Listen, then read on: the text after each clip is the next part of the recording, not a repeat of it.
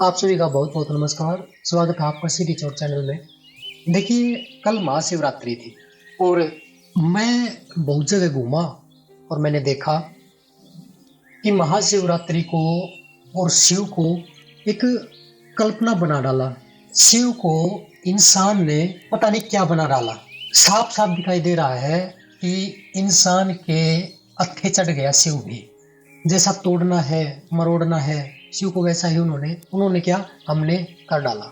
ये जानना ही नहीं कि वास्तव में शिव का प्रारूप है क्या और कैसे वो हमारी सभ्यता के साथ जुड़ गया और कैसे वो यकायक हमारे भगवान बन गए। क्या तुम ये नहीं जानना चाहते?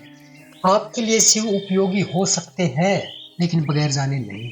ये पूजा करना, मंदिरों के चक्कर लगाना, ये भी उपयोगी हो सकते हैं, पर तब तक उपयोगी नहीं होंगे जब तक आप इसको नहीं जानते। आपको जानना ही पड़ेगा, तभी आप शिव में हो सकेंगे, अन्यथा नहीं हो सकते। देखिए, ये सारी की सारी सभ्यता इंसान की बनाई हुई है और जो शिव शब्द है उसकी रचना ही इंसान की जड़ यानी कि केंद्र बिंदु की ओर इशारा करने के लिए हुई है। शिव कोई ऐसी इकाई नहीं है कि जो अपने खुद का कोई अलग से विशिष्ट व्यक्तित्व, विशिष्ट नाम रखती हो। यानी कि मैं कहना क्या चाहता हूँ कि शिव कोई व्यक्ति नहीं है। हमारे मन में लगातार प्रश्न उठते रहते हैं, उनका समाधान भी हम खोजते रहते हैं। ये समाधान पा लेने की जो इच्छा है, यही मन का शिवत्व के प्रति प्रेम है। और जब समाधान मिल जाता है तो फिर मन शिवत्व में लीन हो जाता है। बात है समाधान पाने की, और मन का क्या काम है? लगातार प्रश्न खोजने की, पूछने की। सभी मनुष्य की एक एक गतिविधि जिस स्थान, बिंदु या अवस्था को पाना चाहती है, उसी का नाम शिव है। यही पर सब पहुंचना चाहते हैं। हमारी जो आखिरी तमन्ना है वो क्या है? शिव को पाने की। शिव कोई ऐतिहासिक पात्र नहीं है, जैसे कि बहुत पहले कोई समय में कोई शिव नाम का या महादेव नाम का कोई व्यक्ति पैदा हुआ था। नहीं, ऐसा नहीं है। ऐसी फालतू चीजों से, फालतू की बातों से आपको दूर रहना चाहिए। शिव समय के बिल्कुल पार है। उन्हें किसी भी समय बिंदु पर अवस्थित नहीं रखा जा सकता। न शिव कल परसों के हैं, न वो आदिकालीन है, न वह सागरों में विराजमान है, न वो पहाड़ों की चोटियों पर कहीं पर पालथी मारे बैठे हुए हैं। वो एकदम ही समयातीत है, समय से बिल्कुल परे है। किसी स्थान पर भी कैसे हो सकते हैं? देखिए, जितना भी समय आदि दिखता है वो सब का सब मन का विस्तार है और शिव मन का गंतव्य है, यानी कि मन का आखिरी बिंदु, पहुंचने का स्थान। शिव मन की प्यास है। देखिए, सब स्थानों के कुछ न कुछ नाम होते हैं, पर ये सब स्थान कहाँ है? ये हमारे मन का विस्तार है। मन के विस्तार में जो कुछ भी होगा उसका कोई न कोई नाम अवश्य होगा, उसकी कोई न कोई कहानी अवश्य होगी, उसके गुण होंगे, उसके दोष होंगे। लेकिन जो मन के केंद्र में बैठा हुआ है उसका न कोई नाम है, न कोई कहानी है, न उसका कोई गुण है, न उसका कोई स्थान होगा। लेकिन हमारी हठ ऐसी है कि हम कुछ न कुछ उसको कहकर बुलाना चाहते हैं। तो इसलिए जो छोटे से छोटा हो सकता है, जो अति संक्षिप्त, शुभ, प्यारा हो सकता है, वो नाम दे दिया गया शिव। यहाँ तक मेरे ख्याल से आपको सब समझ में आ गया होगा। बात अभी थोड़ी थोड़ी खुलेगी, जरा थोड़े से और ध्यान से सुनना। शिव कोई व्यक्ति बिल्कुल भी नहीं है। शिव इसलिए है ताकि हम अपनी कहानियों से, जो हमने कहानियां शिव के बारे में गढ़ रखी हैं, उनसे मुक्ति पा सके। शिव तो हमारी बस कहानियों का लक्ष्य है। जितनी भी कहानी उनके चारों तरफ बनाई गई है, उनके केंद्र में बैठे हैं शिव, गंतव्य स्थान है। इसलिए शिव को मात्र कोई किस्सा मत बना लेना। इसलिए शिव कोई किस्सा नहीं है, कोई कहानी नहीं है। आजकल बहुत कुछ है जो शिव के नाम पे चलता जा रहा है। बिल्कुल खोखला बना दिया शिव शब्द को। ऐसा बोला जाता है कि शिव पहले योगी थे, और हमारे पुराणों में भी इस प्रकार की बहुत सारी बातें वर्णित हैं। जैसे शिव पुराण में पूरा का पूरा ग्रंथ ही बनाया गया है, शिव पुराण। देखिए, पुराणों को भी पढ़ते समय इस बात का ध्यान रखा जाना चाहिए कि जो शिव है उनकी प्रस्तुति सगुण रूप में मात्र श्रोताओं, पाठकों के लिए, पहले चरण के साधकों के लिए ही की जाती है। मैं क्या कह रहा हूँ, जो चारों तरफ जो कहानियां उनको एक तस्वीर बना के जो बनाई गई है, वो सगुण रूप में इसलिए है ताकि जो प्रथम चरण के जो साधक है, श्रोता है, पाठक है, उनको आसानी से समझ में आ जाए। क्योंकि नए आदमी को अगर आप निर्गुण के बारे में, निराकार के बारे में बताओगे तो वो उन बातों को बिल्कुल भी नहीं समझ पाएगा। क्योंकि हमारे अहंकार का वास्ता तो पूरी जिंदगी, पूरी लाइफ सगुण और साकार जैसी कईयों के साथ ही है ना।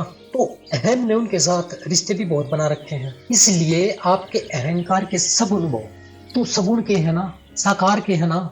इसलिए जो आपके अनुभव के अतीत हो तो अहंकार उसे बिल्कुल भी पसंद नहीं करता। क्योंकि अगर हमारे अनुभव से आगे का कुछ है तो इसका मतलब हमारे अनुभव में बहुत दम नहीं है। हमारे अनुभव फिर खारिज किए जा सकते हैं। इसलिए हमने तो अपना सारा ही जीवन उन्हीं चीजों पर आश्रित किया हुआ है जो आंखों से देखा जा सकता है, जो कानों से सुना जा सकता है, जो हाथों से छुआ जा सकता है, जो मन से सोचा जा सकता है। और ये सारा का सारा गुण सगुण और साकार का ही होता है। इसलिए नए आदमी का मन आसानी से निर्गुण में बिल्कुल भी नहीं लगता उसका मन। तो फिर उसकी सहायता के लिए कुछ किस्से गढ़ दिए जाते हैं। याद रखना, ये किस्से सिर्फ उनकी मदद पर के लिए हैं। वो किस्से उनके लिए बड़े उपयोगी हैं। वो किस्से ही शिव नहीं है, लेकिन उस यात्रा को, उस पथ को पार करने के लिए किस्सों का प्रयोग किया गया है, ताकि ये किस्से आपको शिव तक जोड़ सके। इन किस्सों को ही तुम सच मत मान लेना। शिव तक पहुंचने में ये किस्से आपको लाभ दे सकते हैं, लेकिन याद रखना, शिव कोई देवता नहीं है। शिव को तुम्हें देवता नहीं बनाना है। वो देवता नहीं है शिव। मैं फिर याद रखना, मैं एक शब्द प्रयोग कर रहा हूँ बार बार, शिव। मैंने अभी तक शंकर नहीं बोला है। अब ये शिव और शंकर बिल्कुल अपनी अलग अलग नाम के साथ अलग अलग यात्राएं रखते हैं। शिव को देवता मत बना लो, किंतु हमारा जो मन है ना, वो देवता बना लेने के लिए बड़ा ही आतुर रहता है। उसको सुविधा दी है, क्योंकि हमें ये लगता है कि सारे के सारे देवता जो है ना, वो हमारे जैसे खाते हैं, पीते हैं, चलते हैं, झगड़ते हैं। उनके भी हाथ पांव हैं, उनके भी व्हीकल हैं, साधन हैं, लड़ाइयाँ करते हैं, पीते जाते हैं। उनकी भी पत्नियां हैं, उनकी भी कामनाएं हैं। इसलिए हमारे शिव को भी देवता बना लेने की बड़ी रुचि रहती है कि ये देवता है हमारे, ताकि हम अपने जैसे इनको बना सके। पर अगर तुमने ये कर लिया, तुम अपना ही नुकसान करोगे। शिव न कोई देवता है, न भगवान है, न ईश्वर है। वो केवल सत्य मात्र है। लेकिन ये बात एकदम से खोपड़ी में समाएगी नहीं, क्योंकि हमने सगुण को पकड़ा है ना।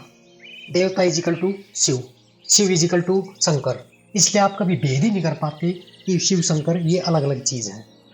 शंकर कौन है? शंकर वो इंसान जिसने शिव को पा लिया, शिवत्व को पा लिया। इसलिए शिव शंकर। तुम्हें अंतर करना आना चाहिए, क्योंकि देवता, भगवान, ईश्वर ये तीनों ही एक कोटि में आते हैं। इनका संबंध मात्र मन से है।